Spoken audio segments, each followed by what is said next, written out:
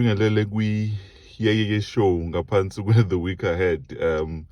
La suke khona siba ney'ngxoxo ehlukahlukene. In the past sibe nama-episode awu-2 ebengwenza nomfowethu unqo wakwaZondi. Lasidingide khona impela ingqinamba nobuhle izinto esizibonayo ey'thinta obaba. So namhlanje njengokuthembisa I did promise ukuthi kungayintokozo ukuthi sibe nengxoxo ethinta obaba, but sike sithole ama-views from osisi noma odadewethu in relation to obaba. So namhlanje impela ngikwenzileke njengomuntu othembekile ngamletha usister enginaye namhlanje. Sisi wami sawubona. Sawubona yeye. Usisithanda. Yazi kuyangithusa namhlanje ukuthi ngi-interviewa wena. I was thinking about this thing. This is going to be crazy, you know. But nje angeke nje futhi ngibe nokuyingabaza mfethu. Ngizokwenza konke okusemandleni because namhlanje ngi-interviewa uqweqwe, you know. Ngi-interview uqweqwe mfethu. Umuntu hopefully ngaze ngicorrect udayithula nobuze wrong lo mbuzo ufana ubuze kanje. Siswami right? Right kakhulu wena. Sikwazi njengosisi wethu uThandi. Mfethu, thank you so much for your time. Ngiyazi umuntu ohlezi obusy mfethu and namhlanje sidingida indaba yobaba and ngiphethe umuntu onjengawe namhlanje and I think kuyintokozo enkulu kumina ngoba kulula ukuthi sigcine sesifocusa kakhulu kubantu besilisa kule topic, sigcine sesikhohlwa ukuthi no sisi bayathinteka kakhulu kulama issues athinta obaba. Mhlambe your thoughts on that. Ikhona umbuzo oqala nje ngifuna ukubuza, but just your thoughts mina ngik-approach ukuthi kufanele sidingide le topic. Ucabangeni mhlambe yini efike kuwena? Kufika okuningi uyabona ngingathi kuthina kubantu abamnyama mangabe sikhuluma ngobaba njengoba kuzoza iFathers Day nje. Kuba nemiyalezo engemihle othola ukuthi mhlambe ke esikhundleni sokuthi kufiselwe obaba ukuthi Happy Father's Day kugcina kungasashiwo lo sekuthiwa ke Happy Father's Day to my mom. Ngenxa yokuthi ke iningi lo baba alikho empilweni abekho empilweni zeingane zabo. So sisazi ukuthi nje umuntu omnyama umuntu ongekho present empilweni yomntwana wakhe. Kufike lokho nje kumina. No mfethu ngiyabonga and into efike ingixaka kakhulu ngalento ngiyangibuka kakhulu legenge yase-America abantu abamnyama. Uma usuthi abacubungule ababhekisisa indlela abaphila ngayo kwesinye isikhathi kuyakushaqisa ukuthola ukuthi izinto zithi ayicishe ayifane ngoba nabo iningi labo bathi ababe nengqinamba eyicishe ayifane ncamashi. Nabo uma usuthi yathola iningi labo likhuliswa ogogo likhuliswa omama. So le issue yobaba impela ngiyacabanga ukuthi ukuyidingida nje besiyidingida impela kuzosiholela la mhlawumbe kosiza nomuntu olalele. I just want to start with a thought la lo mbuzo lento lena hopefully angazi ngizoyibeka kanjani le but iyangihlekisa mfethu le statement engizofuna ukuthi uku-expand kusona. Hopefully sizokhumbuza something. I want to check with you mfethu.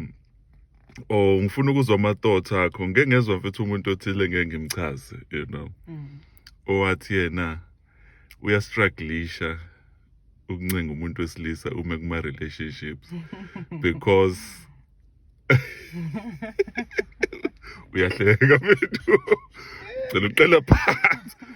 Uthi usisi lana ngeke ngakhuluma naye. Uyastrugglisha mfethu ukuthi uma kwi-relationship mhlawumbe izinto bese ziba nama-challenges ebese kwazi ukuncenga lowo muntu asuke naye ngoba ubaba wakhe was never there for her. So now lokho mfethu ukukhule ngenawo ubaba eceleni kwakhe njengomuntu wesifazane kuwenza kube nzima ukuthi ayithole sekufana ncenge omunye umuntu wesilisa, you know. I just want to hear your thoughts on that mfethu. Kuyinto eyenzakalayo njengoba ngisho nje ngithi makuza kuthina ikakhulu abebala elimnyama sekuyinto esize yajwayeleka ukuthi obaba ababi khona into ngamele ijwayeleke kodwa ke size kwayinto eyingxenye yempilo kwayinto enormal yize ingekho normal.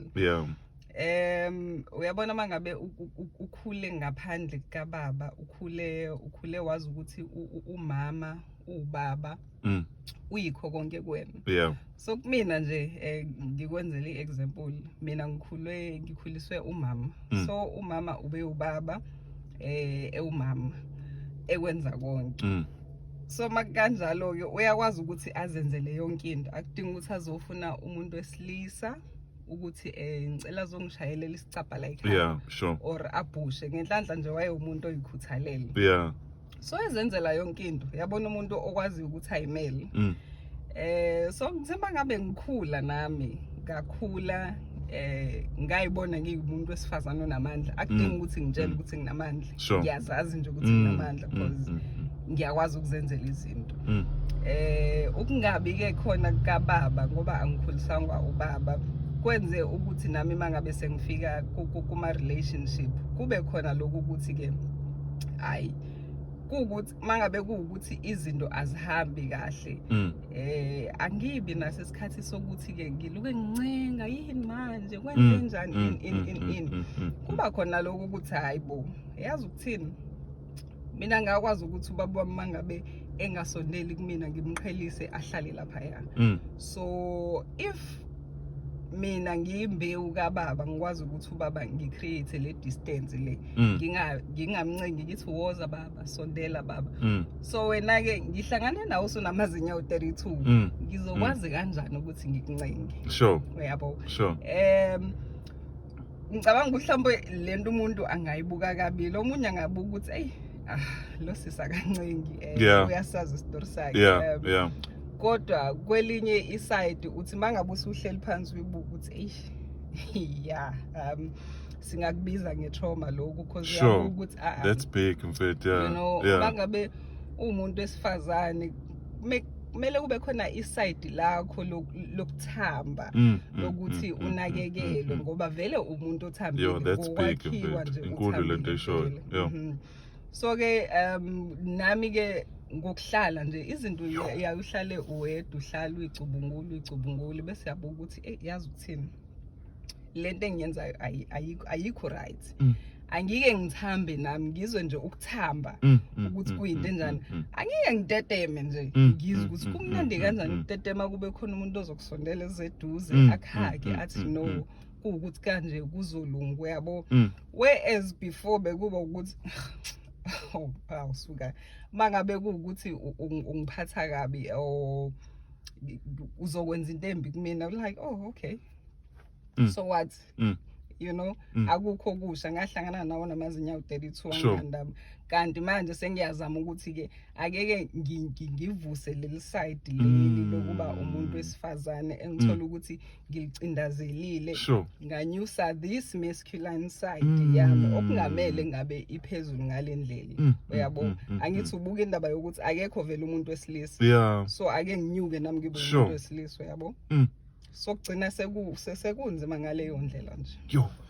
Yo mfethu inamandla lento eshoyo mfethu, yazi nje uyichaza mfethu and uthe uqala uyichaza yangikhumbuza enye into. Khona omunye usisi futhi engeke ngakhuluma naye, I was working on enye manuscript yami ifathering in the dawn, and ngathi mangikhuluma naye in fact ngaze ngayifaka lento on one of my chapters, wayikhuluma lento ukuthi ugogo wakhe ukhule engenaye umkhulu wakhe, you know. So ugogo wakhe was a single parent. Uma wakhe naye ukwanjalo naye manje unfortunately umshado wakhe awuhambanga kahle, so uraise ingane uyedwa, you know.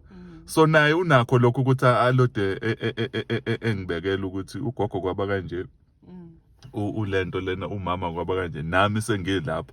And uma usubuka indlela ahleze ekhuluma ngayo, you know, uyakwazi nokufeel ukuthi kunakho ukuthi uma ekhuluma nezingane zakhe instille le independence ebalekile to a certain extent. But lento ishoyo manje mfethu ingivula amehlo ngenye indlela ngoba iyangithusa mfethu because into ebengayinakile nami ukuthi I'm aware ukuthi yakhulaza umuntu wesilisa khona ukuthi uyithole kuba khona ezinye izinto oyisuppressayo ugcina usungasakwazi ukuthi uyivumele zibe khona.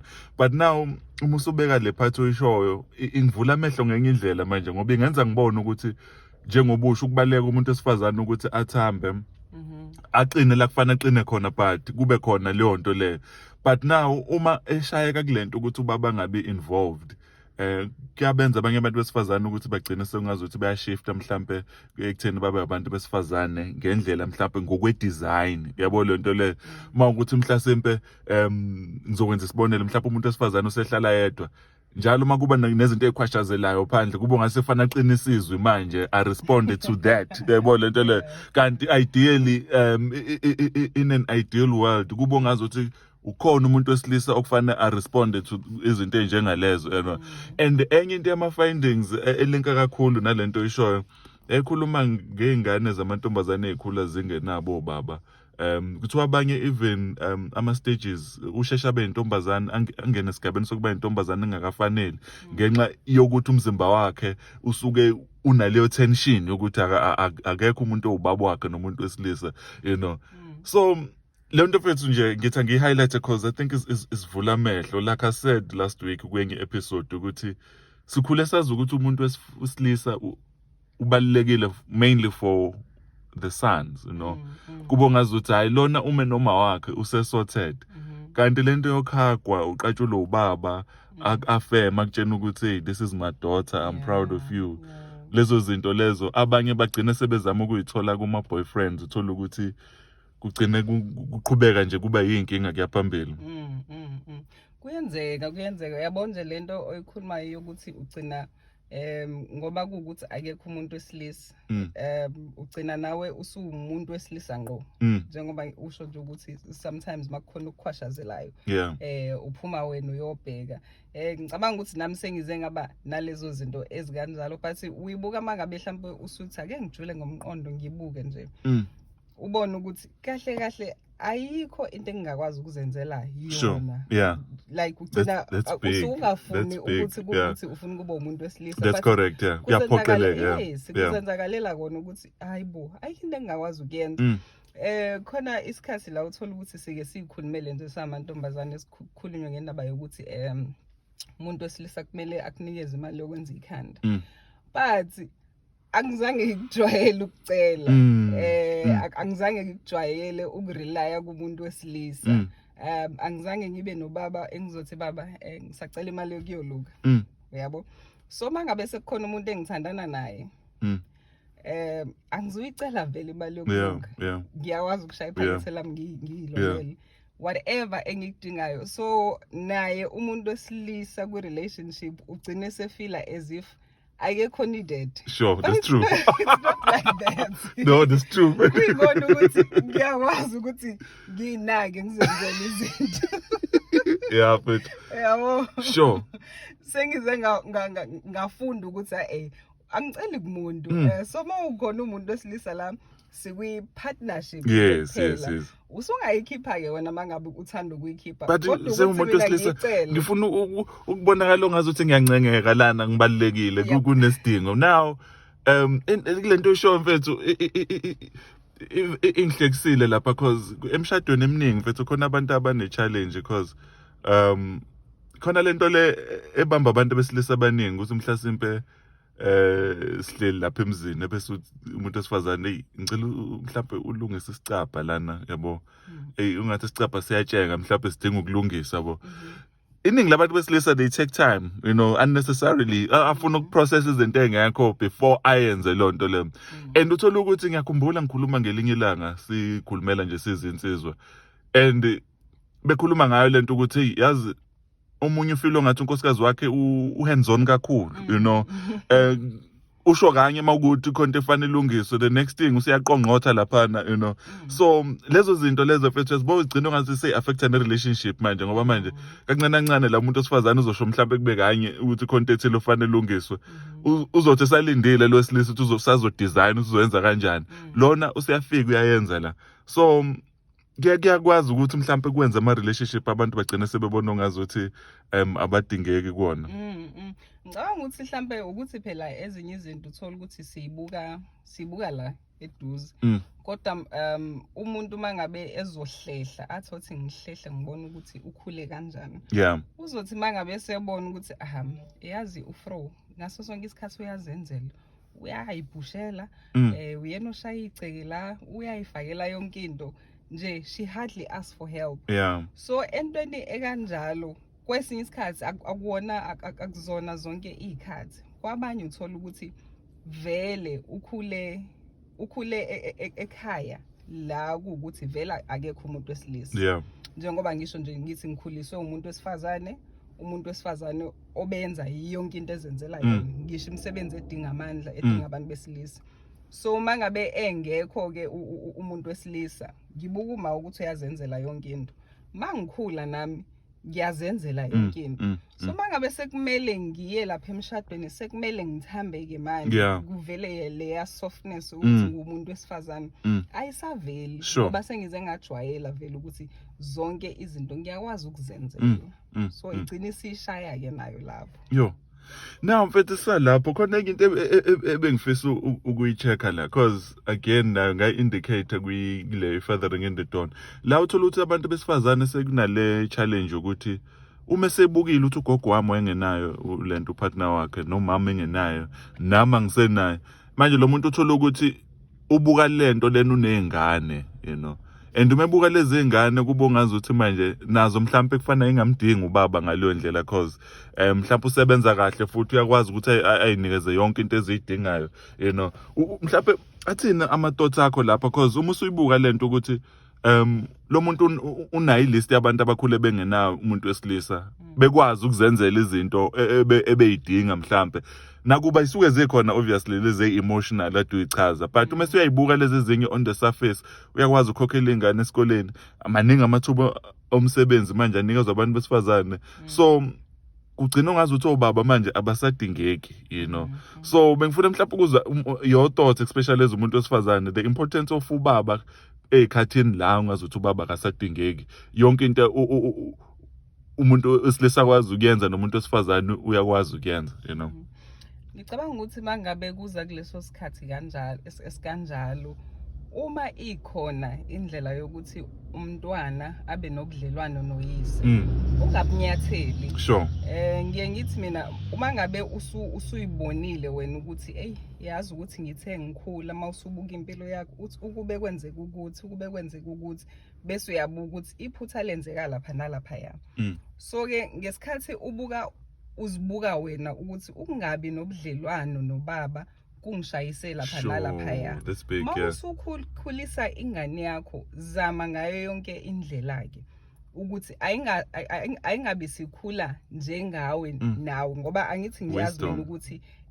ukungabi nobaba eduze kungishayile so ke angingathi nakuyona ingane yami akwenzeka into efanayo ngoba kushuthi kuzoluke kukhula nje lesizukulwane esikanje ngiyazi ukuthi ke obaba nabo mhlambe banako ukuthi mhlambe umuntu wesilisa uzohlehla angayisondezi eduze kwengane ngiyakubona ke lokho kodwa uma umuntu wesilisa eyisondeza eduze kwakho efuna ukuzokwakha ubudlelwano nengane yakhe ngeke abakhe lobo budlelwano nokuthi ke khumbula ukuthi kunabantu besilisa bangasebenzi othola ukuthi ke mhlamba akakwazi ukuthi asupporte ingane or mhlambe uyenza kodwa akenzi ngalendlela ofisa ngayo mhlamba unamandla ngawena kulungile buyeke ubudlelwane bube khona ngisho ngabe kuthe mhlambe ingane mangabe icela ethi asambe siyodla ngaphandle ngisho ngabe bayodla ka KFC bayeke bayodla lo 100 rand wabo leyo memory nje yengane ibalekile ukuthi ubaba wayeke angikhiphe ngihambe ngiyodla ngaphandle sidle lo ice cream sixoxele uma ngabe kuukuthi uyayicela for iweekend idedele leyo ngane ihambe iyochitha isikhathi naye ngaleyo weekend ubudlelwano benu obungasebenzanga abungabi nomthelela ebudlelwaneni bomntwana nobaba wakhe uyabona ngoba okwamanje vele uzobuka engathi ukufanele vele lesijeziso asithole yes kodwa bhekelela lo muntu Sure. okhulayo ukuthi uzokhula abe ne-trauma enjani. Uzongayihandlishi i-trauma ngendlela wena oyihandlishe ngayo. Uzoyihandlisha ngendlela embi. I mean siyazi ukuthi ingane zamanje i-generation yamanje sithi i-generation yotamatisi ngoba bathambile bayazwela. Abantu abanye babo ukuthola ukuthi bayashesha ukuba suicidal. Yes. So ke uzongakwazi ukuyihandlisha yonke lento athi mina mhlawumbe uzokushone wena mawusushonela athi ngalahlwa uma ngalahlwa ubaba ngisazophilelana kanti akazange amlahla uyise mnike lesikhathi lesi mhlawumbe uzokwazi ukusave impilo yakhe ngokuthi nje athole lesikhathi noyise kungabe ukuthi nje angizange ngibe nabazali angizange ngibe nalutho iyeke i-relationship ifail leyona uyabona. Wow.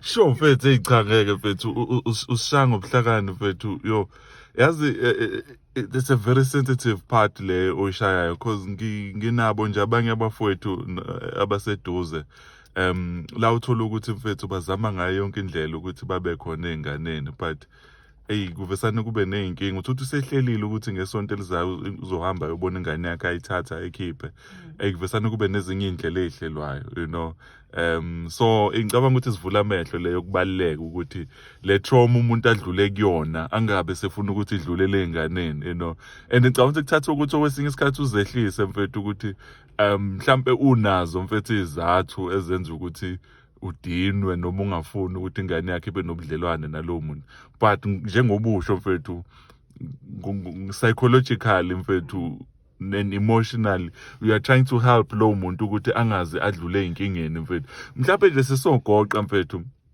ngokubuka kwakho mfethu ezinye zezinto mhlambe ezinye experienceile ezinye obuyibuka mfethu zishaya abantu nje besifazane uma usuthi uyabhekisisa uyabona ukuthi nakuba mhlawumbe singeke sibe naso isiqiniseko esitheni but imbangela eningi isekutheni umuntu benale gap le kababa uthola ukuthi khona ama decisions are wrong mhlawumbe umunye usheshe efake kuma relationship efuna le voice ebefana ithole kubaba kodwa useyibheka lapha kumfana you know uthola ukuthi umfana yena ubona something else yena ubheke something else so sekune clash you know uya kulo muntu ufuna affirmation kanti yena ufuna enye into kuwena yabo ziningi izinto ekanjalo mhlawumbe ngicabanga ukuthi ziyayizenzeka but I just wanted to hear from you ukuthi ngokubuka kwakho nje usucubungula impilo ikakhulukazi for abantu besifazane ukuthi iziphi ezinye izinto eke zabashaya zibashayiswa nje ukuthi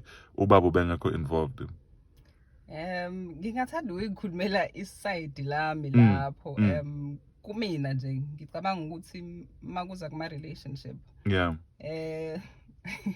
angazi noma ibhadi noma yini kodwa kuma relationship uthola ukuthi imini obaleka kuqala ngoba kuba nalokuthi angifuni ukulinyazwa umunye umuntu so umuntu wesilisa nje ngibe nalokuthi singakwenza konke kodwa khona le space okungamele usithinde kumina khona lela khona lokuthula okungamele ulithinde ngisheshe ngibaleke uthola ukuthi kwesinye isikhathi mhlambe ukube ngihlalile ubudlelwano bebuzokwazi ukuthi buqhubeke bube kahle ngoba amaphutha siyawenza khona amaphutha abekezelelekayo khona amaphutha angabekezeleleki kodwa uthola ukuthi nje iphutha mawusubuka ukuthi yazi iphutha ebelingalungiseka elingatheni kodwa ke ngoba naku senginalento yokuthi vele abantu besilisa yabo ngimshiye lapha ngishonele kodwa ke into mhlambe nami manje sengikhulile sengiqalayo ngiyibuka ukuthi excuse me into engekho right edinga ukuthi edinga mina ukuthi ngibhekane nami uqobo ngipholisa isilonda esikhona ngaphakathi kimi so ukuphola kwesilonda ayikho omunye umuntu ozopholisa isilonda ngaphandle kokuthi uyipholise wena uyibuke wena ngaphakathi ubuke ukuthi you know what lobudlelwano bungasebenza kodwa uma ngizokwenza ukuthi nokuthi uyabo uyakwazi ukuthi umbuke umuntu wesilisa umbuke njengomuntu wesilisa ungambuke as nawe umuntu wesilisa uyibe ukhumbule ukuthi umuntu wesifazane kungabe ukuthi ngaso sonke isikhathi uqinile nje wena awunamizwa awunalutho you know khona owake ngikhumbula nje khona owake wathi kumina awu strong and ngenxa yokuthi bese ngihlale kakhulu nobumina ngiyibuka ngaphakathi ngathi no angikho strong. Sure. Nami nginezikhathi zokuba buthaka futhi sengikhathele ukuba strong. Ngifuna ukuba buthaka manje, ngifuna ukuba soft. So ngikuleyo phase la ngithi khona if kuthi angikhali ngiyakhala, if ngiphatheke kabi ngiyasho ukuthi ngiphatheke kabi, asikho isidingo sokuthi ngoba naku umuntu wesilisa akekho wena usufuna ukuthi kube wena indoda ngqo, ube tough kube wena umuntu wesilisa. Kuthatha isikhathi ke yona into ongayenza nje ngenyangana ngonyaka owodwa. It takes time ukuthi uyifunde wena uthi yazi lapha ya kuukuthi lapha ya kuukuthi nje kanjalo. Kumina ke ngaba nenhlanhla yokuthi yize umama nobaba basheshe bahlukana, kodwa ngaba nenhlanhla yokuthi umama akazange athi ngiyabuvala ubudlelwano bakho nobaba wakho. Kodwa kwaba ukuthi uwavulile nje ama-gates bese kuba yimina ke bese ngiyabuka ngithi okay, nangubaba nangumina ngiyathanda yini kwakho ubudlelwano. Ebudlelwaneni ke fanele kube ukuthi kungaphonsi umuntu oyedwa esivivaneni. Fanele ngithi mangiphonsa nawe uphonse, mangiphonsa uphonse, mangikufonela baba nawe ungifonela. Uyayibona lento kanjalo. So ke kube ukuthi ithina sobabili esizogcina sizonela ubudlelwano, kodwa umuntu gatekeeper lapha ya uvulile umama uthe ibani nobudlelwano benu kukuninaku uzoyibonela wena mntwana ukuthi ubaba kanjani. Mina ngeke ngithi akakondlanga, yazi ukuthi ngize ngiba mngaka umama akakaze useze wahamba emhlabeni wayengakaze athi ubaba wakhe akakondli. Ubaba wakhe akakwenzela ukuthi but kwakuba yimina oyibukelayo ukuthi okay ubaba akekho, ubaba akakwenza ukuthi, kodwa ukuthi nje akakondla ubaba wakho akakwenzela ukuthi angaze ngizwe leyo nto. Nhlobo mhlawumbe ingakho ngakwazi ama-note mfethu, we're taking note. Ngakwazi ukuthi mase ngikhulile bese ngikwazi ukuzenzela ubudlelwano naye bese ngimbuka ngawami amehlo, hayi amehlo omzali. Awakho ama-influences. Yes, ngambuka ngawami amehlo ngamuka ukuthi okay umuntu kanje ngiyathanda yini ukwakha naye ubudlelwano. Wow. So nje impilo kanjalo ifuna ukuthi uyibuke wena ubone ukuthi hayi ngiyaqhuzuka la, ngenze njani ngiqhubeke, mangiwa ngenze njalo. Uyabona nje kufanele ngibinde kanjalo. No mfethu, thank you so much. Bengafisa siqhubeke nale ngxoxo. Ngicabanga ukuthi ngizophinde ngisenze sinye isikhathi ngoba ngiyabona ukuthi ngikulento lena siqopha nje lana mfethu, ziningi izinto omatasa ngazo and kusasa njengoba futhi kuyiholide. Angifuni impela ukuthikameza kakhulu umusa lo osuthe wangipha wona. Mfethu, sihleze sixoxa mfethu, but kubo ngazothi ngiyaqala ukuza ukhuluma, umandla uma ubhala uphinde ube mandla uma ukhuluma. So nje ikuwe lento and ngiyabona ukuthi ayikho i-effort nje mfethu, kuyazenzakalela. So nje mfethu, wow, thank you so much mfethu ngokuthi kwayeke show mfethu siphe lesi sikhathi sakho mfethu. I think nathi sizama ukuphosa each esivivaneni ukuthi I think isikholele ekutheni kufanele kube khona umuntu oyedwa nje ozothinteka. Uma kuthinteke yena nozolandela mfethu uzothinteka. Ziningi izinto esisifundile mfethu la. Mfethu angazi mangathiwa ngiyaqala nje mhlawumbe ngibala izinto osoyikhulumile, but ziningi kakhulu mfethu, and I just want to thank you for that mfethu. And ngizokuhlupha nje kakhulu ngoba sengibonile ukuthi hayi umuntu ofana asetshenziswa. Umuntu ofana asetshenziswe ngempela mfethu, nobuhlakani obukhulu mfethu, and you are good with words and uyakwazi ukuyi-expressa mfethu, and into uma uyichaza mfethu iyazwakala kakhulu. So thank you so much mfethu.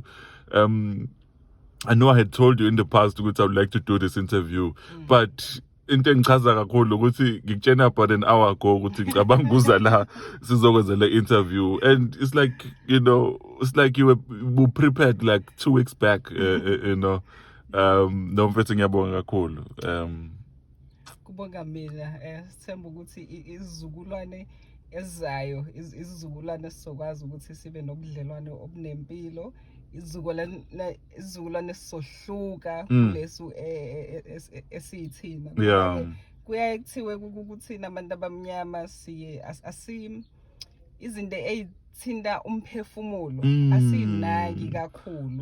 Uyabona lezi zinto lezi ezincanyane njengoba sikhuluma ngendaba yobaba nje. Omunye umuntu ngathi hayibo wane drama nje uyaqala yini wena kuphela yini ongenababa ngoba bonke abantu abanababa khona abantu abangenababa.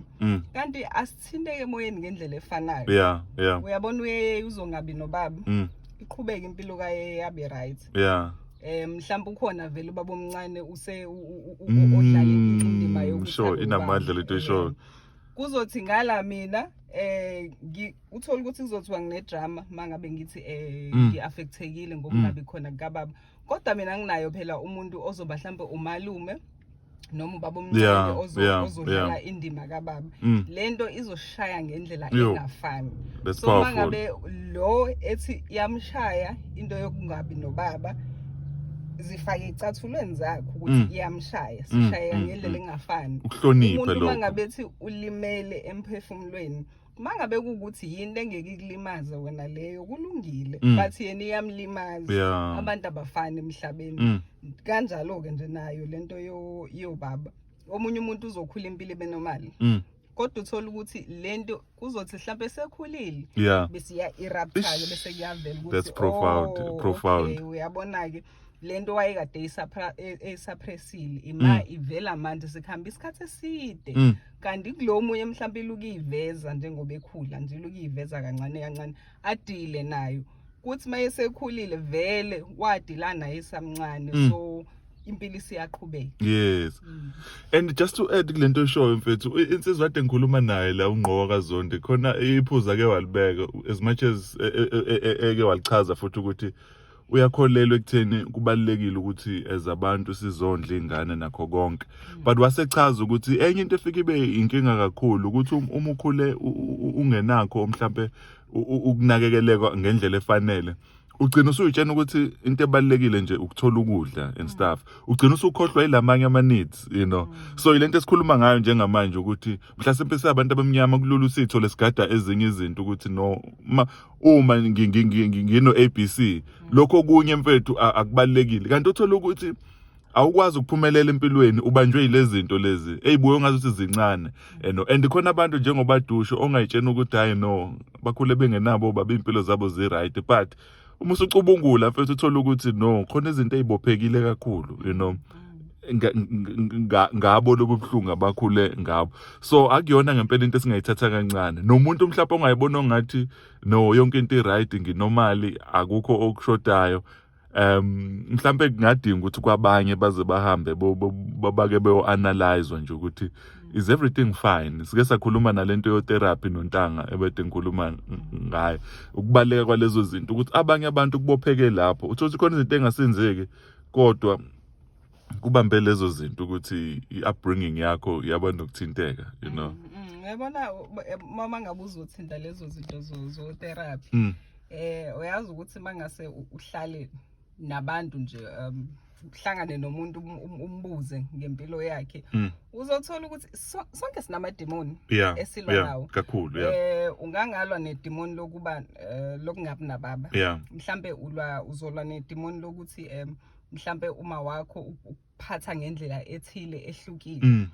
mawukhula leyo nto mhlambe iyakuthinta ukuthi vele mina bengingathandwa ekhaya yabo kuyidemoni nako lokho kumele udile nako kusazomela udile nako naseyinganeni zakho ukuthi ukwazi ukuthi ubalansise ukuthi ke ingane azilingani yabo nje kuningi kakhulu kuningi ungadila ngisho nanezinto zokuthi mhlambe ekhaya uwena oyi-breadwinner mhlambe bakhona abanye abasebenzayo kodwa kugcina sekubukeka kuwena okumele kubo owondlayo abanye uthola ukuthi kuthiwa hayi ungathenga nje lawo maveji ashodayo ukuthi wena kuthiwa hayibo inyama sinayo bese uyabuka ukuthi hawu sengisithengile istashi sengile ngithenga inyama sengile ngithenga izinzipho uthi ukhula yonke lento yakushaya amadimoni amancane uthinta ezinye izinto ke manje so nje as much as sibheka lento yobaba kodwa amaningi amadimoni nyango izolo sithi kushawe edonsayo mfethu yazi ukufuna utshena umuntu mfethu othile achaziswe ukuthi mhlawumbe khona isibling ethenga isinkwa yabo isibling nje once in a while vesane ithenga isinkwa mfethu uzwe kunephathi mfethu umuntu yezwa ukuthi hayi no ngoba usibanibani uthenga isinkwa uyabongwa nje ukuthi but wena mfethu umuntu uyabuka yabo hayibo ngihleze nje makukhona idinga ezithile mina yabo lezi zinto eyisho mfethu I think is powerful kakhulu because ziletha enye into yamademon futhi nayo ngempela enza umuntu agcine sengasabi right even emoyeni ngoba yonke into ayizamayo yena athi uyayenza ayibukwa umuntu but laba bake nje wenza into eyodwa encane mfethu kuvuka kube idili mfethu yabo lento leyo so enye ngempela izinto lezo omunye uthola ukuthi mhlambe eclassini ubethu umesha impendulo uthisha vesane iphendula ihlaya so ukhula nje akanakho ukuzethemba yonke lonto le iyalinka usabathi uyafika manje emsebenzini eboardroom nakhona umethu uzama ukuphawula ipoint lakhe malishawa usebona ungathi usiya attackwa kanti manje lento usekhula nayo usuke esikoleni vele mina nginako mangabe sekukhulunywa emsebenzini ingcindezi wena ke uthini athi hayi ngivumelana nokushiwa abayi akasasho lutho ngoba vele uyazi ukuthi hayi ipoint lami vele lizonyathelwa ngenyawo or lizothi lizohlekwa uyabona useze wakhula nayo lento yamshaye imshaya ngisho sesebenza uyabona no mfethu thank you so much again for isikhathi sakho ngicabanga ukuthi khona engizofuna siphinde siyenze ngelinye ilanga le bayibiza kakhulu ngeblack tax but ngizofisa nje sike sibe nengxoxo lapho ngoba impela ziningi izinto ezenzekalayo abanye abantu uthola ukuthi baphila nokuba bazizwe ngathi abenzi ngendlela efanele mhlawumbe umunye uthola ukuthi njalo umegoduka kubo uhleze khunjuza ukuthi hey anisanake makini senahamba nohlala endaweni ezithile uthola ukuthi utshenwa abantu basemphakathini abazi ukuthi uyena mhlawumbe ophethe lo muzi lo uthola kunezinto eziningi ugcina usungasazi manje mhlawumbe unomndeni wakho lana omunye osunawo but uhlezi unalento ongazi ukuthi usecaleni njalo manihamba niyodla out ubona ngathi mhlawumbe ku wrong because manje sidla out lana but labantu bathengela igrosa kuba ngathi ungabathengela igrosa futhi uphinde ubanike imali uthi nabo so kwesinye isikhathi ezinye izinto ziyenziwa ngabomu uthola ukuthi umuntu nje usephila ngaphansi kwencindezi mhlasimpe I would like us to have that discussion because iyakhulaza igeneration yethu mfethu abantu abaningi baba successful but abanye bese bephila ngaphansi kweburden ukuthi kulode kuba khona insolo engekho justified but uthola ukuthi sekuhamba nemanipulation ukuthi kukho konke okwenzayo kuba ngathi akukho enough but mfethu thank you so much for i-discussion yanamhlanje especially kusawu June indaba yobaba mfethu ngisazoyilalela kahle lena sengivule nothukhwaya wami ngithatha ama notes because no mfethu on a serious note mfethu usicije kakhulu mhlasempe abafisa ukukulandela ku social media mfethu utholakala kephi nakephi ngiyakubona lapha Instagram no Facebook Yes, ngikhona ku Instagram ngimandla kakhulu kuona mawuthi nje Thandi.Zondi uzongithola ku Facebook ungithola njengoThandi Zondi kanjalo na ku Twitter mawubheke nje uThandi Zondi uzomthola hayi kuyintokozo enkulu bafethu senicijekile ke manje iye show ihlezi letha abantu abawo best namhlanje impela sibe nesikhathi esimnandi please feel free to subscribe and copy this and paste it on social media, WhatsApp, status, Facebook. Bacijeke nabanye abantu. Like I always say, mangiqeda show. But before I say what I normally say, I would like usisi ukuthi avalelise nje. Yeah, sizoba naye futhi ngoba sengibonile ukuthi hayi ziningi izinto esemgodleni wakhe impela. Ngibonge kakhulu ngethuba ongiphe lona. Ngijabule kakhulu ukuthi sibe nale ngxoxo emnandi sithemba ukuthi bazocosha abantu lapha nalapha ya sakho ubudlelwano obuhle nemindeni yethu. Siyabonga. Thank you so much. Njengenjwayelo ke ngihleze ngithi God is love. uNkulunkulu uthando. Whatever you're going through, if there's one thing engakukhumbuza yona ukuthi uNkulunkulu uthando. Thank you so much. Bye.